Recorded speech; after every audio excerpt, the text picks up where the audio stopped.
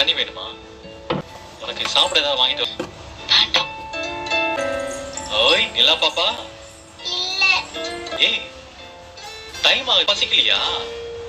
இல்ல சரி கொஞ்ச நேரத்துல போய் சாப்பாடு.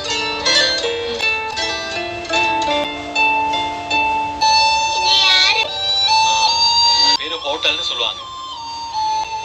பிடிக்கல. பாப்பா நம்ம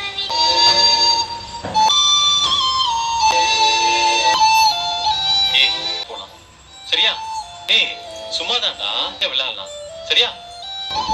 ஓகேப்பா. என் ஃப்ரெண்ட்ஸ் கிட்ட சொல்லியிருக்கேன் இப்படியும் வீடு கிடைக்க விடுறேன். அது வரைக்கும் நம்ம இங்கேயே தங்கி சரியா? என்ன எப்படி இருக்கீங்க?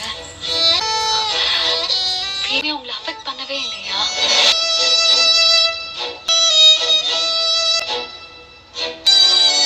ஏய் பாத்துக்கலாம் அமிர்தா.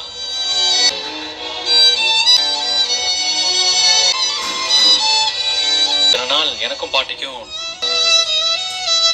சண்டை வேண்டாம் எழுது உள்ள இது வரைக்கும் வெளியே போன்னு சொன்ன அம்மா வாயில இருந்து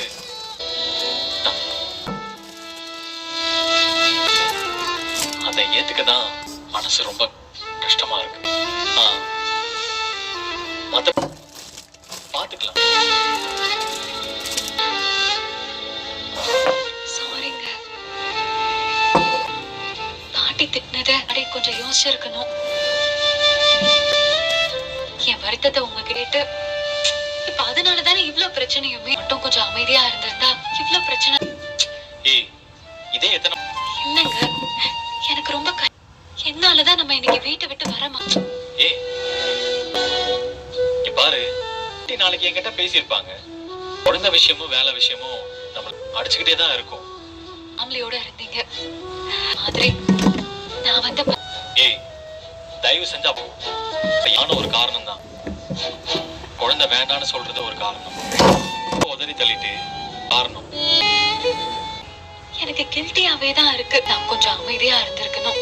அமிர்தா கல்யாணம் பண்ணிருக்கு. உன்னை பாத்துக்க வேண்டிய கடமை உன்னை யாரும் எதுக்கு தான் நான் இன்னைக்கு செஞ்சேன். இங்க பாரு சரியா?